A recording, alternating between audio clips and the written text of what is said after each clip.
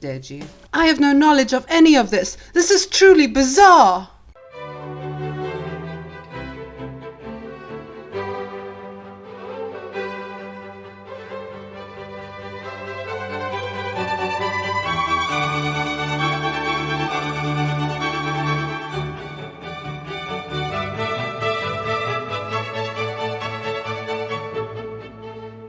The best thing about saying dumb stuff on the internet is that it really doesn't matter unless somebody decides that it has to matter. In other words, unless you can show me where the video touched you, it probably had no real effect on you unless you choose to watch it and engage with it and internalize whatever is said from it. Now, this doesn't actually stop anybody from making content or trying to silence critics and people who speak out against them, regardless of channel size or financial means or whatever. And no such truer case than the 2-year-long story in the battle between Kavos and Deji, two YouTubers with over millions of subscribers, which is important for the rest of this story. But two things that you definitely need to know. One is that this story plays off in the backdrop of the UK, and I know that a lot of people in my audience do not even consider the UK to be a real place or the people there needing to be treated with respect and fairness, but I beg of you, suspend judgment just for the time being. And another crucial theme is that Deji is quite the embodiment of a loser. Now, I do not think he chooses the path of a loser, I just think loser was thrust upon him and he lives his truth as a loser. Now, all of this is true. I still ask of my audience, as I do with every video, do not send anybody hate or harassment or bullying, do not go to their comment sections, do not tell them about me. As you see, I'm not a loser, so you can just tell me straight to my face and you will not get censored for your opinions. Alright, let's talk context. Now, it's important to understand what 2020 Deji was like and what his life was like and what the YouTube landscape considered him to be. Now, Deji is the younger brother of very successful KSI, who is the embodiment of what you would like to be when you're a YouTube success. Deji, on the other hand, being a full-on internalized, forever chronic loser on the internet, had an L after an L after an L. And what that means is that he had this goal of achieving 10 million subscribers on YouTube. This was the only goal, this was the end-all be-all. Not that it really matters because you do not get paid for the amount of subscribers you have, you get paid for the amount of views you have. Anyway, Deji being a loser means that he got exposed for a bunch of things frequently. And it makes it even worse that his channel is the only one in existence to have been on 9.7 million subscribers for over 8 continuous months. He did reach 9.8 million on one day during that period, but lost 20,000 subscribers the next day, which honestly makes it even worse, and I'm not even going to count it. So close to 10 million, yet so far. Stuff like his dog having to be put down, or the fact that his brother was actually achieving stuff while he was not. In fact, his own brother KSI was one of the major reasons that he actually lost an initial bump in subscribers. Another reason was that his dog unfortunately had to be put down because it attacked a neighbor, and there was a whole legal case regarding that. RIP the dog. Probably the most notable L that Deji took during this time was in his journey to the 10 mil.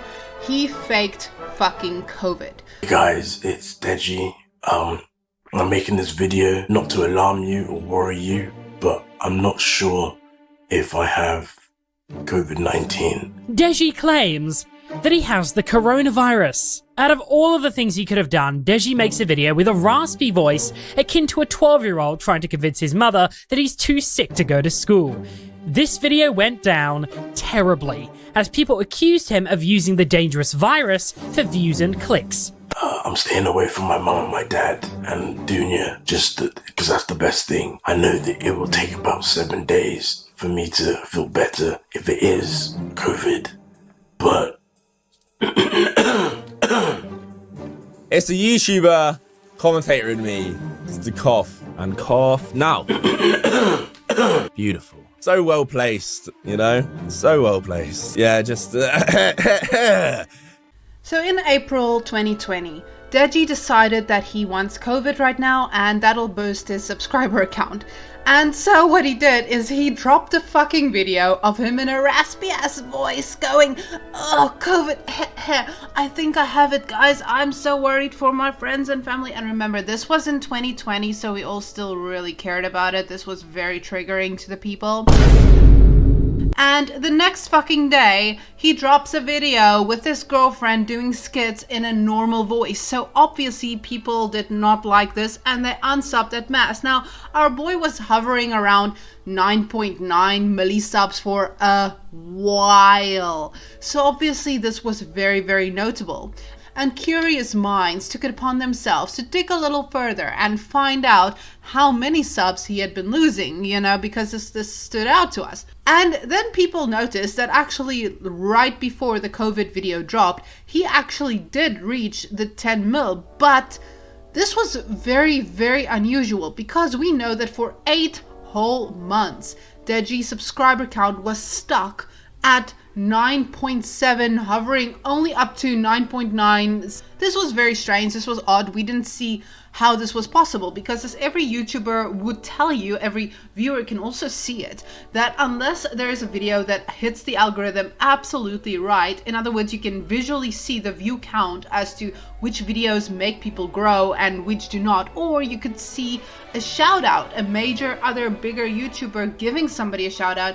Unless an event like that occurs, there's no real chance in a sporadic overnight growth in that sense, like 300k subscribers. So it just didn't make a lot of sense. And of course now he was losing from the 10 mil again because and so Kavos made a video on this, one of the first 3 videos that he ended up doing on the situation, in which he told us how irregular this growth is and how it doesn't really make a lot of sense. And this all prompted the owner of Freeway Social, his name is Thomas, to drop a video exposing Deji once again for subbotting, which is when you buy subscribers because you physically cannot manage, your ego cannot handle the pain and the suffering of not having a specific number count next to your username. And so this guy said that actually the reason why he decided to expose Deji was not for, you know, clicks and views because, well, it could have been, but because Deji decided not to pay him. He owed him money. So that meant that the owner of Freeway Social showed to us how Deji was the person buying subscribers, how he had given him said subscribers, the 10 million that he did reach, and then Deji decided not to pay him even though he never took those bots away. And Deji in turn said that no, he wasn't gonna pay him because he had lost the subscribers again, which must have been the bots. When in reality, if you looked at how that COVID video went down, it was pretty evident that it was Deji's subscribers bailing on him out of their own choice. But even if you didn't believe that, that's what Thomas had claimed. That's what the owner said in this video, that they fulfilled their promise and they deserve payment.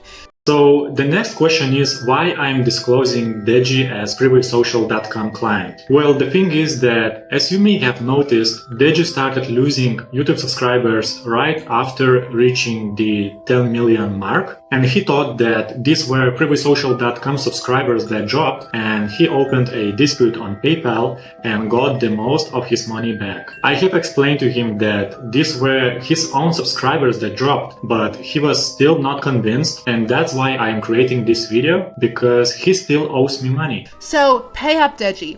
And in order to prove that it was Deji, he released some pieces of information. For example, 2 email addresses stand out.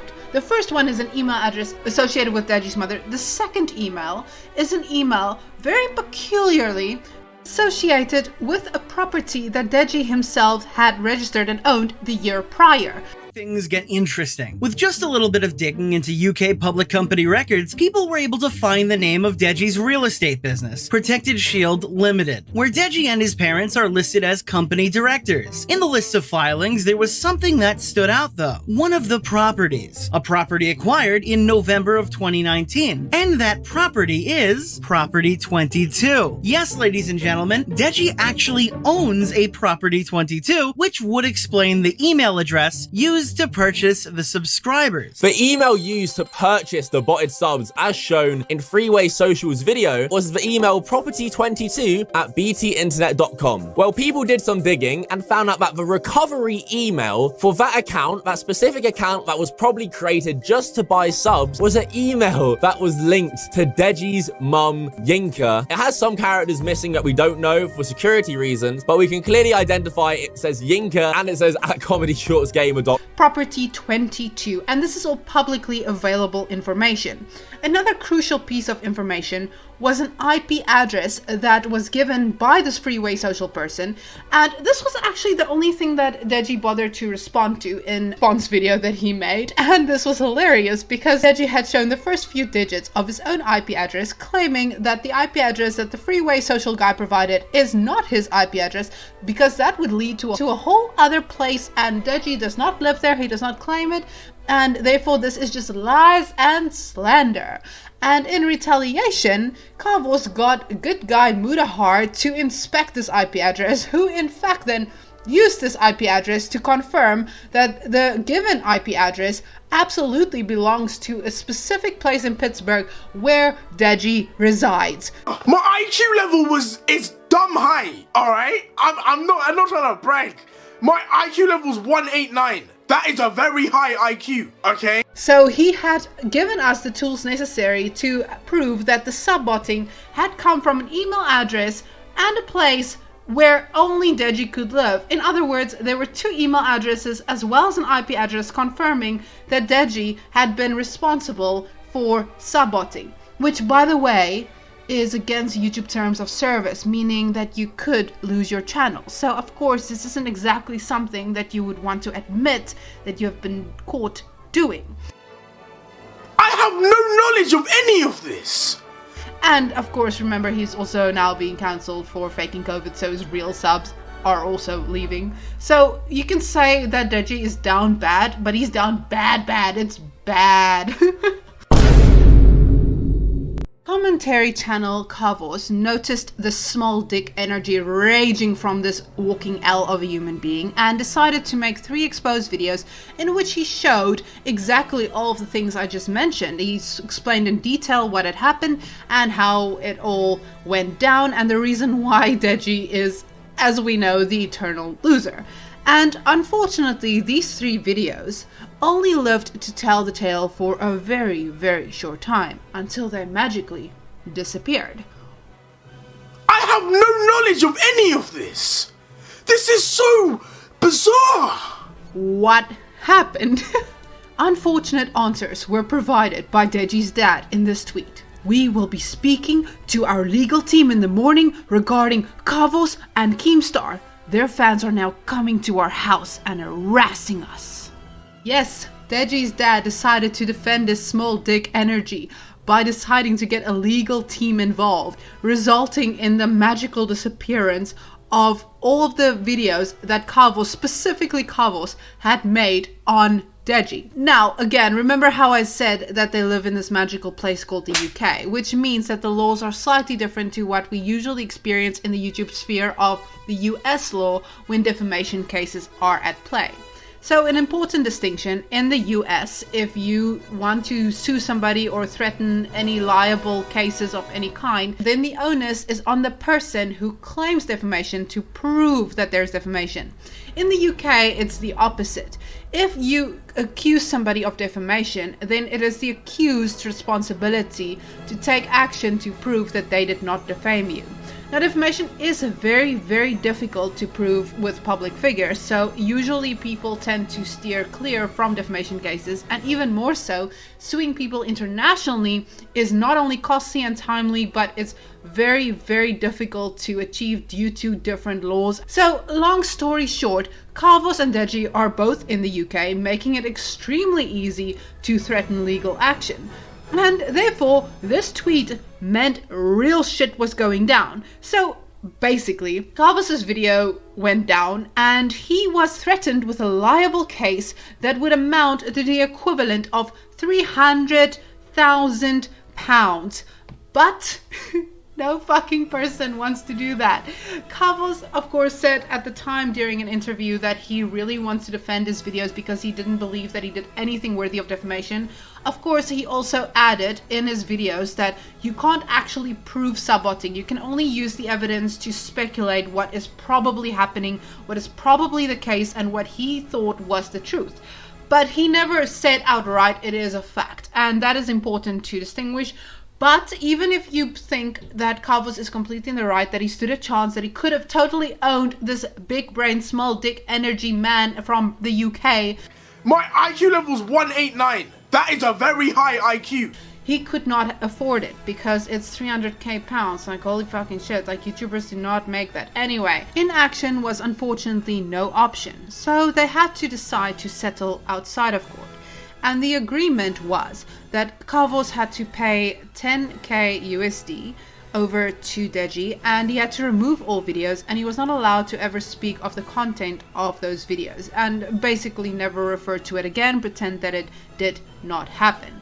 Now, this is a major L. This is really offensive to the concept of censorship, fair criticism, the YouTube landscape, and just things that we generally consider to be fair or not fair, because we didn't really get to see the law in action. We didn't get to see whether Kavos was truly guilty of anything. We just know that he was absolutely bullied into submission like a little bitch. But you see, there's one thing that money cannot buy, and that is the fucking wrath of a scorned ass woman. Yes, ladies and gentlemen, we have a plot twist.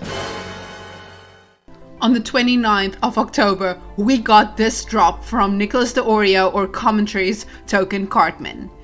Deji's ex-girlfriend claims Deji's dad botted his son's subscriber count behind Deji's back. She claims when Deji found out, they sued Kavos to try and make the allegation go away. This lawsuit cost Kavos 10k USD. And attached, we have leaked screenshots from a group chat between Keemstar, Kavos, and Donja. Donja is Deji's ex-girlfriend, the one who did the COVID videos with him. And she says, honestly, to tell you the truth, Deji knew nothing about it. That was never lied. Deji had nothing to do with it because it was done by his parents behind his back. Fuck off. That's such bullshit. His parents did it? I'm telling you the truth here, Kavos. They can barely work Twitter, let alone a botting website. Okay, let me explain. His dad did it because Deji was going through a hard time and he wanted his son to cheer up. His parents are the ones who hired the lawyers too, right? And Deji wanted to protect his dad, so he tried to hush you. Whoa, what the fuck? That was Deji and his parents' choice, the lawyer thing. So, when this whole thing became big, that's so fucked up. And you covered it together with Keem. That's when his dad told everyone. He bought the subs. Deji and his parents owe me a fucking apology and 10k. This is more fucked up than I could have imagined. Yeah, I mean, they knew you didn't have the money to fight. I believe her. Yeah, they knew they were gonna win. Yeah, of course, they're KSI's family. Nicholas adds, if you're not swayed by this testimony that the subscribers were in fact botted, Deji's dad was our top suspect. The PayPal was paid for by Deji's dad, and the email used was linked to both Deji's real estate business and his dad.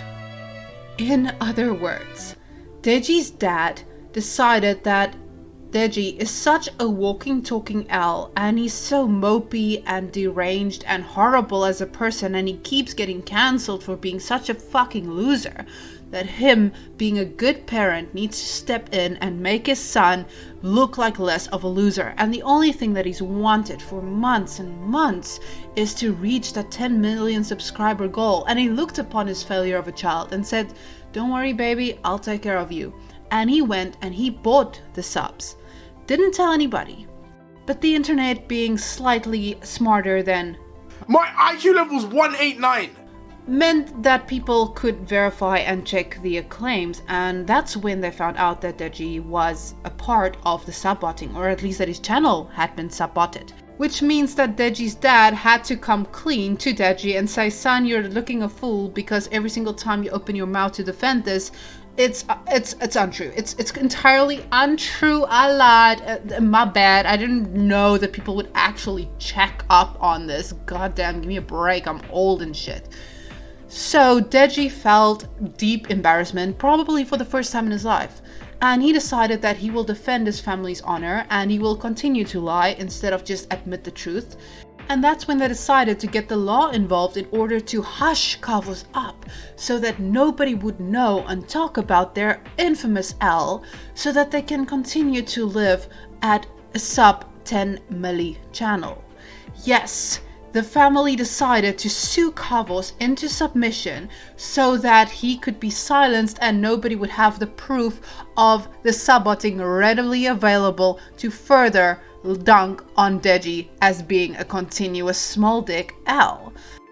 And this is a grotesque abuse of the legal system. This is horrendous because essentially they said, we are richer than you cannot fight this, and therefore you will have it our way. And now the only thing that the internet is asking at this point is, well, two things, right? Acknowledge that Deji is a continuous L. Just please spare us the excuses. He sucks. And secondly, Deji, pay Kavos. Deji, pay Kavos. He's owed his 10k. He didn't have much more money, otherwise he would have actually fought this in the court because he didn't believe that he did anything wrong. Besides the capital loss, there's also this incredibly offensive concept of bullying smaller channels into submission when they give you criticism because you are too fragile of a person to be on this platform and live in your own skin, and that fucking sucks. So we need to make Deji aware of the Streisand effect, which is very, very easy. It just involves us talking about this thing over and over again ad nauseum until Deji decides to pay Kavos the fucking money back.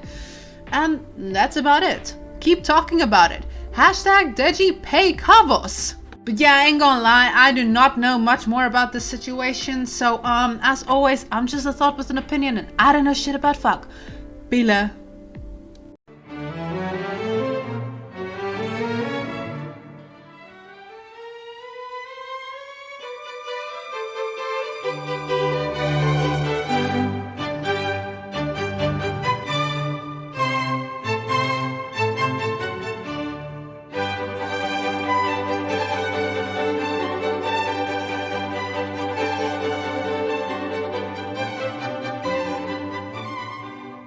It's insane how much proof we needed before people believed us. Deji's proof, the strength of his character, 189 IQ.